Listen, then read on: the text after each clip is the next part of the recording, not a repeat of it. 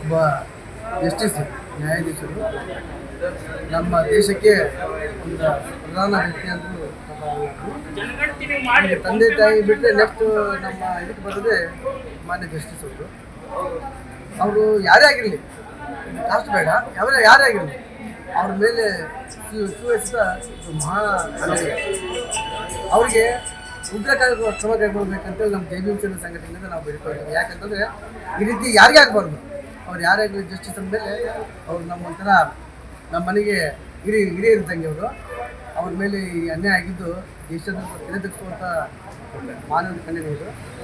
ಇದರಿಂದ ಅವ್ರ ಮೇಲೆ ಕ್ರಮ ಕೈಗೊಳ್ಳಬೇಕಂತ JBM ಸಂಘಟನೆಯಿಂದ ಒತ್ತಾಯ. ಸಾಮಾನ್ಯ ರಾಷ್ಟ್ರಪತಿ ಮತ್ತು ರಾಜ್ಯಪಾಲರಿಗೆ ರಾಜಭವನ ಕರ್ನಾಟಕ ಸರ್ಕಾರ ಬೆಂಗಳೂರಿಗೆ ಹುಬ್ಬಳ್ಳಿ ತಹಸೀಲ್ದಾರ್ ಮುಖಾಂತರ ಮನವಿ ಪತ್ರ ರವಾನೆ. ಡಾಕ್ಟರ್ ಬಾಬಾ ಸಾಹೇಬ್ ಅಂಬೇಡ್ಕರ್ ಬರೆದ ಸಂವಿಧಾನಕ್ಕೆ ಅವಮಾನ ಮಾಡಿದ ವಕೀಲ ರಾಕೇಶ್ ಕಿಶೋರ್ ಇವರನ್ನು ಕಾಯ್ದೆ ಕಾನೂನು ಪ್ರಕಾರ ಕಳುಹಿಸಿ ಗಡೀಪಾರು ಅಥವಾ ಕಲ್ಲು ಶಿಕ್ಷೆಗೊಳಿಸಿಕೊಳ್ಳುತ್ತಿತ್ತು.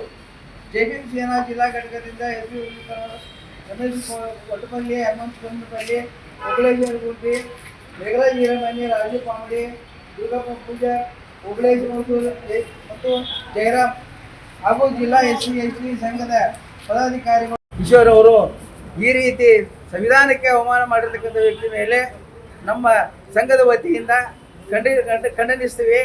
ಅದರ ಜೊತೆಗೆ ಅವರಿಗೆ ಗಡೀಪಾರು ಮಾಡಬೇಕು ಅಂತ ಅನ್ನೋದನ್ನು ನಮ್ಮ ಮನವಿ ಇದೆ.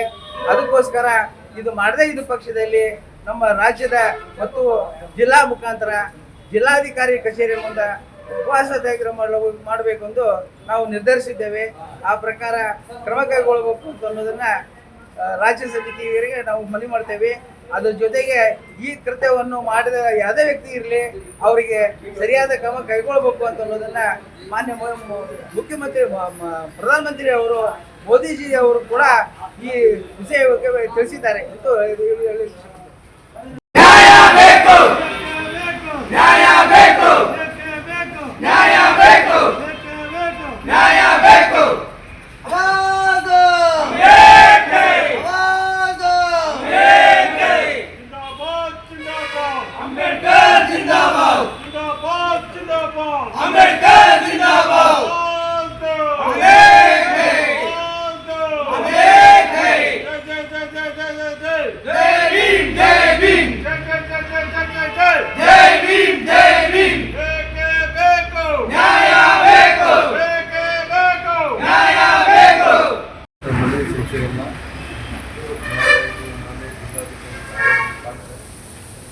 Thank